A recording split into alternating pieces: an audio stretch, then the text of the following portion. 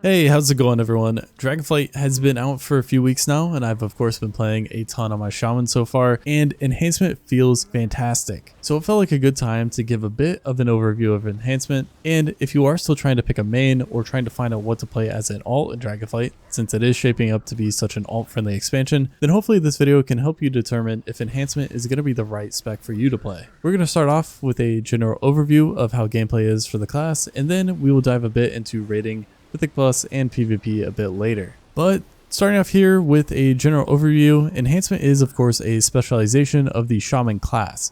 So similar to Elemental and Restoration, Enhancement's abilities are also centered around the elements, and when it comes to visuals and sound design, Enhancement feels awesome. Getting to see lightning jumping between targets or fire bursting out of groups of mobs is extremely satisfying and really makes the class stand out.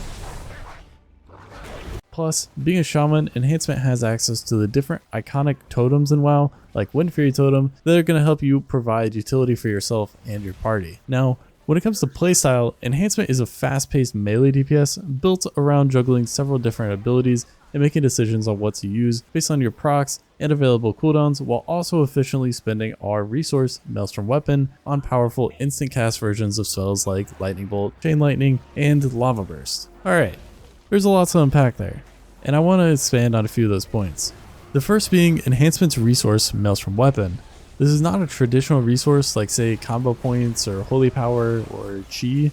Instead, Maelstrom Weapon acts as a stacking buff that reduces the cast time of our next damaging or healing spell by 20% per stack, and it stacks up to 5 times, which means that at 5 stacks our next Lightning Bolt, Chain Lightning, Elemental Blast, Lava Surge, or Healing Surge will be an instant cast. Additionally, thanks to some talents in the Enhancement talent tree, Maelstrom Weapon will be able to stack up to 10 times, and it will increase the damage or healing of our next damaging or healing spell by up to 25% per stack, meaning that it's very important to manage these stacks and weave in spells within your rotation. If you like the idea of a battle mage-like playstyle, then Enhancement fits that idea fairly well thanks to Maelstrom Weapon.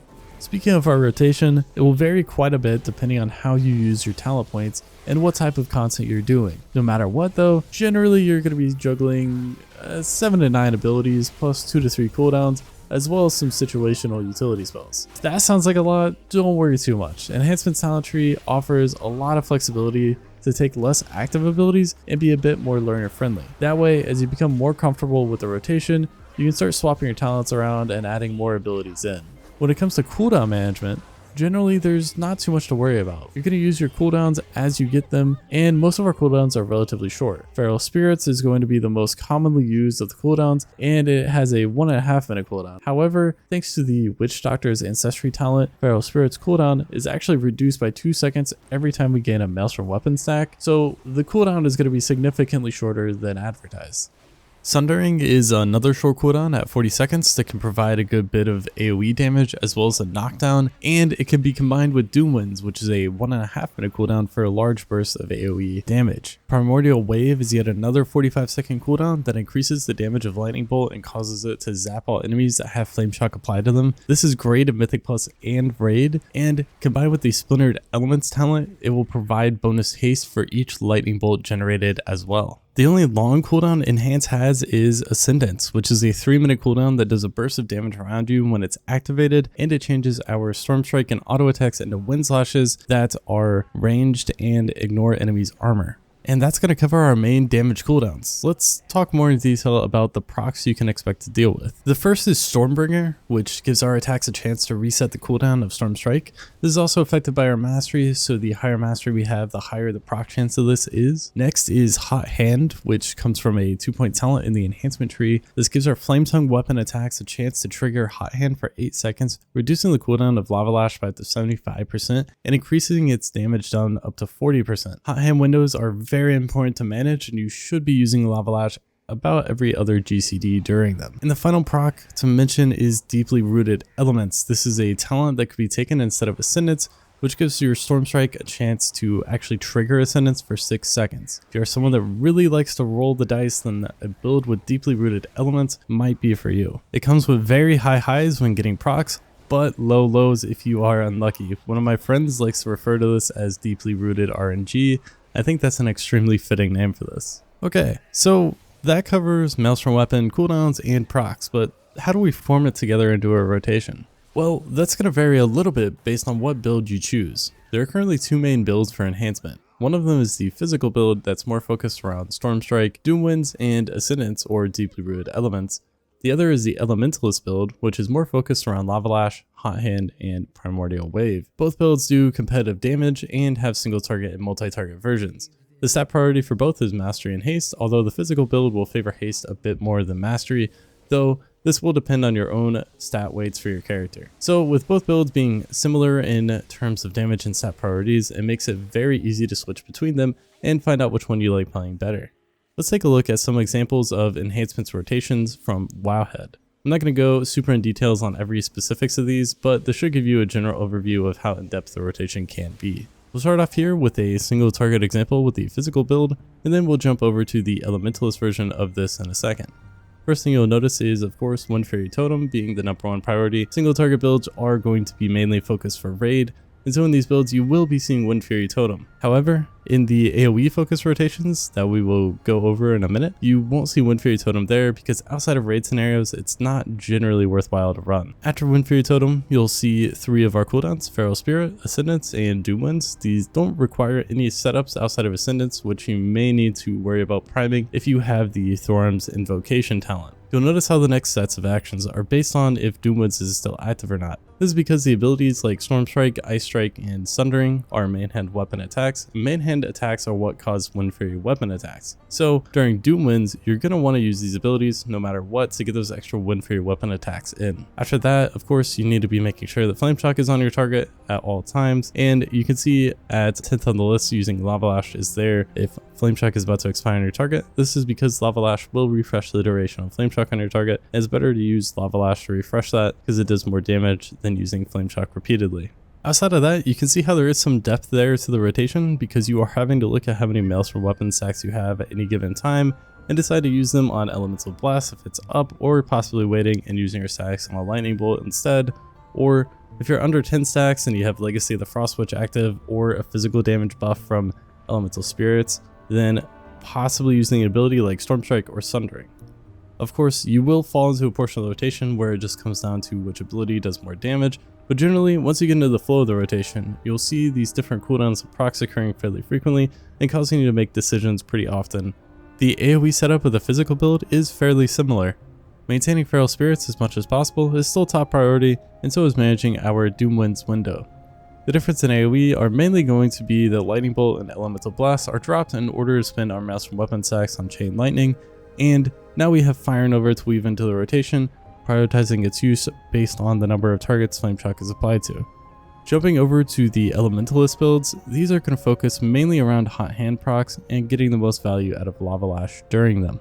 Using Feral Spirits whenever it's up is once again top priority, followed by Lava Lash during those Hot Hand procs. As I mentioned before, this build uses Primordial Wave, so using that followed by Lightning Bolt will be a top priority.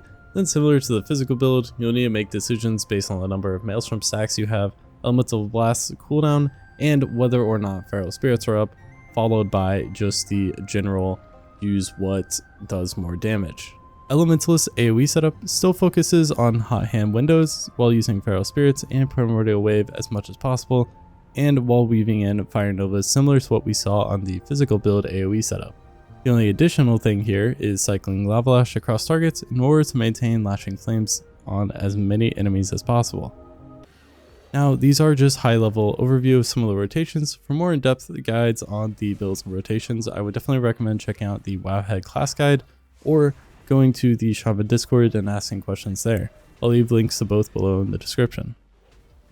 If you're wondering how Enhancement is in Raid and Mythic Plus, while it is still early in the tier, Enhancement seems to be doing well in both.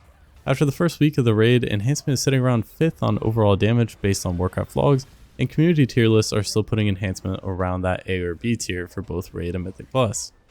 Its single target damage in Raid is still quite strong, and it should get a raid spot in most groups because it does bring the Wind Fairy Totem party buff. In Mythic Plus, Enhancement has fairly consistent strong AoE, and does bring some utility from spells like Ancestral Guidance, as well as a strong AoE stun and capacitor totem, and it does have a purge as well, which I have found to be very useful in the current Mythic Plus dungeons.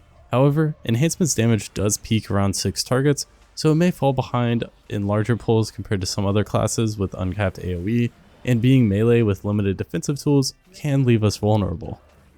When it comes to PvP, I am definitely not an expert, but I want to have a few comments here just for completeness. In PvP, Enhancement is still a bit of a glass cannon, but it can do quite a bit of burst damage still, thanks to tools like Doomwind's Ascendance and Elemental Blast. Plus, the Shaman class tree talents provide a good bit of extra utility spells now, such as Thunderstorm and Lightning Lasso, or Ancestral Guidance. Talents like Surging Shields also help by increasing our Maelstrom stack generation in PvP, and Capacitor Totem can be combined with the Guardian's Cudgel talent in order to help put targets in long CC chains. Shaman's PvP talents can also be quite strong. When timed correctly, Grounding Totem can block strong enemy spells or CC, and Counter-Strike Totem can provide a bit of peel or even decent damage if your opponents aren't watching for it. And lastly, Swelling Waves can act as an extra defensive option, but you do have to be careful to watch your mana in PvP. Alright, so that is a very high level overview of Enhancement. So should you play it? Well, if you do like melee DPS and are looking for something new to try, then I definitely think Enhancement is in a great spot currently in Dragonflight. There's no better time to try it than now. If you're someone that loves flexibility and build paths, then Enhancement is also a good fit for you. It offers multiple playstyles and build paths depending on the type of content you're doing, and they do comparable damage so you aren't missing out. If you're someone that enjoys high-end PvE content, then you'll be happy to know that Enhancement performs well in both by bringing strong sustained single target damage in Raid, as well as strong cleave damage in Mythic Plus, and a red spot is almost guaranteed due to bringing Wind Fury Totem. Finally, Shamans in general offer lots of strong utility spells to help their groups in both PvE and PvP content. Of course, the class is not perfect though. For example, our AoE potential is limited past 6 targets. I will say, though, in the current set of Mythic Plus dungeons, I have not seen much of an issue with this, though that may change in future seasons.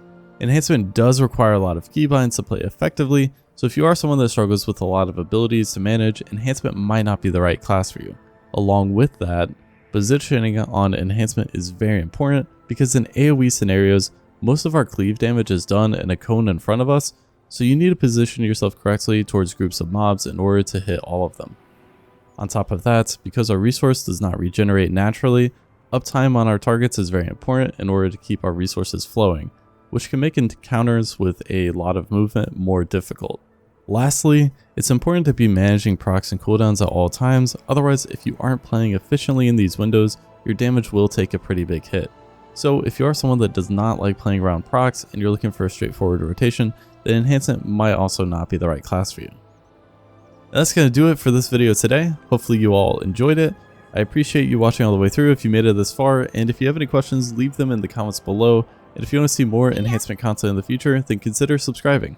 Thanks!